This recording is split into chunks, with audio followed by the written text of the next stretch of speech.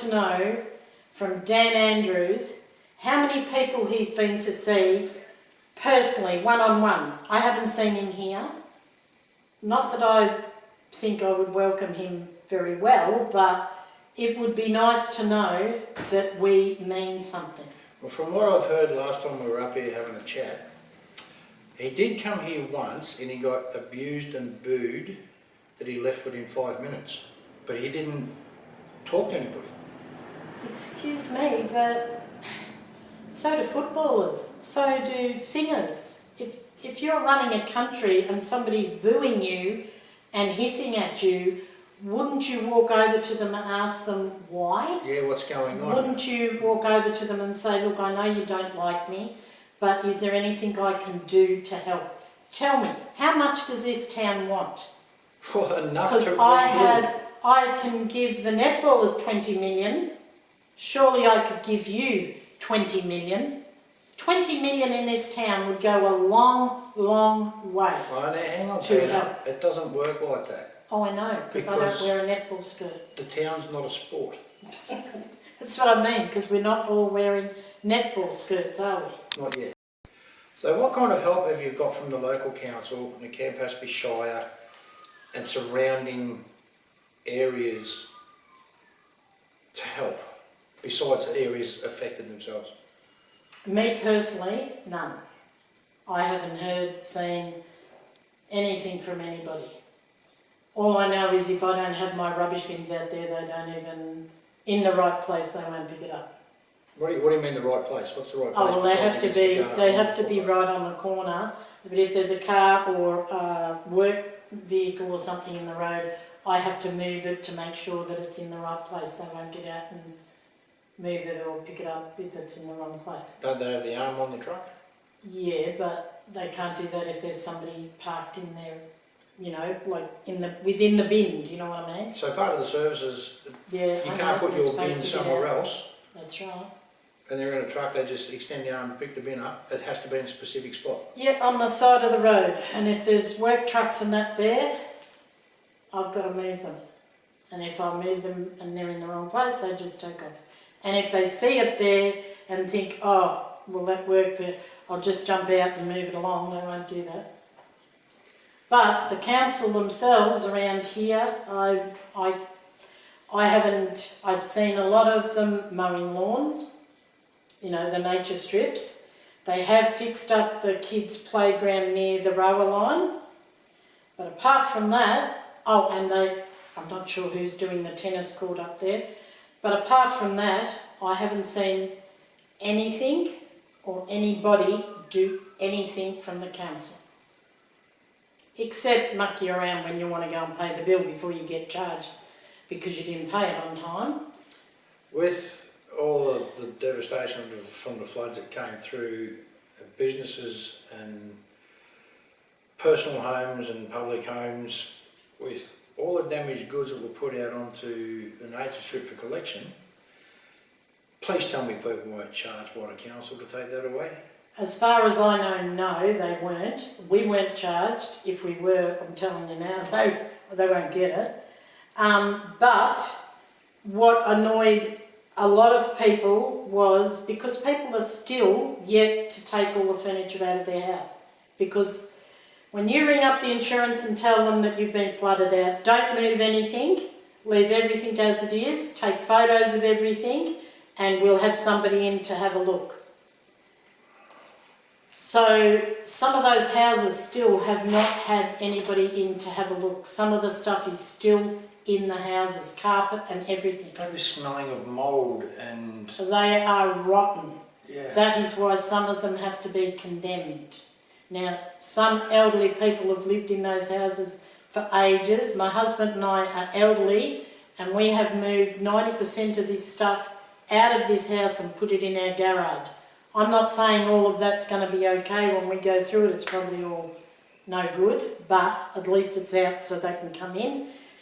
But that take everything for nothing off the nature strip, that only lasted, if my memory's correct, 2 months. 2 months. And then after that it's your problem.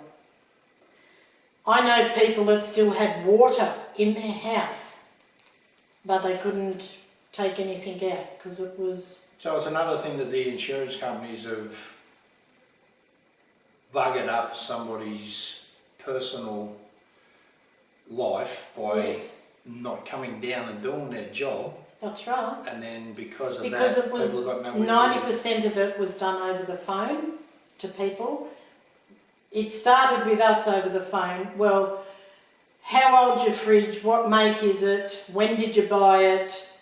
How many stars does it have? Now, we had it, in my whole married life, I've only had 3 fridges in the whole life. Sorry, 4 now, the flood. But I've only ever had 3. Well, that's old anyway. And once again, they're not Australian, they don't live here. We're dealing with people from overseas, insurance people, and they laugh at you when you say everything has gone. I don't mind a joke. Like when I went to Tongaila, we won the street art thing for Australia, and we had to have photos taken. And when I got over there, 4 of the people that do art with us said to me, "Where's your shirt and your name and everything?" And I said, "Oh, I know. I got my fishing line out, and do you think I could get that out of the river? Not me." And they all looked at me and went, "Oh, I'm sorry." And I said, "No, look, it's fine. It's a joke, but, you know, that's where it is. It's all washed away and I don't have anything. What you see is what I've got." And they don't care. If you can make a joke about your own personal situation like you did with your shirt and things like that, that is one thing, but an outsider coming in making a joke Yes, about the same thing, that's right. it hits hard. Yes, and I can make a joke, but Alan can't. He's lost his hearing a lot more than what he did have. He can't remember from one minute to the next what you know, if I say to him, "Can you go and get a screwdriver?" He goes to the shed and he comes back with the pliers. And I say, "I wanted a screwdriver." "Oh, I thought you said pliers." "No," so we'll go and get it. But then I'll say to him, "I'm having people here today to look at the house, you know, the plumbers are coming and whatever." And then he says, "You didn't tell me the plumbers were coming." Things like that. And he gets so angry because people say they're coming when they don't. And then they come and we're not here, and they want to know where we are, how long you're going to be, and all that sort of stuff. It was like you should have been here yesterday when you were supposed to be here. That is right, but and I don't mind, because I just say to them, "Well, now I'll have to wait another couple of days or a week or whatever." But he gets angry because if they only told him, he would know. And he's like a little kid who has, you know, I want to smash everything up, but he walks around with his hands like this half the time wanting to hit something because he's just so frustrated. My husband is a man that has to do something. He can walk around here and mows the lawns 4 times a day. He mows underneath our caravan on his stomach with a whippersnipper because he's bored shitless, he's got nothing to do. He's a hands-on fella. Yes, and he walks, as you can see, the fernery and everything, he walks around planting and doing stuff. Yeah. Well, when people say they're coming, you should be coming. You don't say you're going to come when you're not. I understand that they've got so many buildings to go and have a look at and that you run out of time, but when we have a mobile, it doesn't even cost you 30 cents to put in the little slot. You just pick it up and go, "We're running late, I'm sorry, is it okay?" They don't know how to use it. They obviously don't know how to use a payphone, mobile or any other thing. We're going to have to go back to pigeons, aren't we? Yeah, but then they won't be able to read. Well, they can't fly in the water, can they? No. But just one more thing. Okay, over all the years of the history of Rochie and the surrounding areas, through floods, fires, droughts, tornadoes, what's your percentage of hope that nothing like these happen again in this lifetime? None, it'll all happen again. And I'll tell you why. There's too many woke people and too many people that think they know what's good for us that really don't. And I can give you a perfect example. We can't have we can't have glass anymore. We have to go to plastic. Why can't we have glass? Well, if it breaks, the children will walk on it. If it smashes, birds come along and they get blinded by the glare. It starts bushfires. And also they might eat the glass, the little fragments of glass, and die. How many years has it been? Now we've got to change from plastic to what? Back to wood. Which our koalas will die, and so will our worms and our grubs will all die. But let's not look after our forest. Let's put all the water underground in pipes where our roots of our gum trees and that cannot get any water. And anybody with half a brain should know that to get water out of the sky, you need water in the ground. So that all the farmers that were doing their watering in little channels was making our water. Up until they started putting it underground, we didn't have a drought. Correct on that one. Now, I'm no uni student, but if they can't fix that,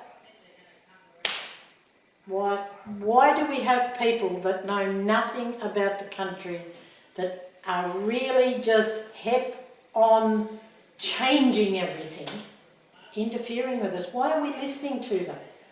Well, yeah, that's a very interesting concept and question, that one. I can't answer it. All those trees have been chopped down to make for solar. Have you ever seen a bird sitting on a solar? No, because the electricity out of a solar is that high off your solar panel. So no birds. No, correct, no birds. And no birds, and if we haven't got any rain or anything and we haven't got any moisture, then there's no grubs. The only thing we have is ants, and the white ants that are coming into the country areas where there's no, is phenomenal. You go past a gum tree, I swear to God you will find a white ant, no worries. They are everywhere. Why is that? Because there's no water in the ground. It's all in pipes. Underground in pipes, yes. And this is why we have the floods. And it's like cooking with gas. You can't turn it off and on. But that's another reason why all that flood water was worse this year than last, because there's no moisture in the ground, so the water runs over the top of it. It doesn't get time to soak in. If it was wet, if the ground was already wet, then it'd get to there and stop, because it'd just sink into the water, into the mud, you know, like. It's just like running across 7,000 kilometres of concrete. Yeah, if you put water on plastic, it'll run off because it's dry. It's not supposed to absorb. But if you put water on mud, on dirt, it's supposed to absorb it. Yeah. But not if it's dry. No, because it's sunbaked. Like your plastic, yeah. It's sunbaked because it hasn't That's had that right, moisture. yeah. And it's got a film on it, so you cannot stop a flood if you're, like if we had a flood out in the desert, yeah, we'd all be flooded. And as far as saying floodplains, the only thing in our history that was visible on Australia was Uluru. Yep, it was, because everything else was water. Yeah. Now, if we want to go back in time and try and save our world, that means we have to introduce the Ice Age, dinosaurs and everything else. Do we want dinosaurs back? Yeah. Go for it. Every granny can have one in their backyard. They wouldn't know what to do with it. Well, yes, they would. They would then preserve and get out and live in their little bark huts. No, they won't do that. Well, they're not doing it now. No. All these people that tell us what we should and shouldn't be doing in the country are living in the city in 3-storey houses on the best boulevard ever and wondering why we can't cope, because we do. We can go without gas, why can't you?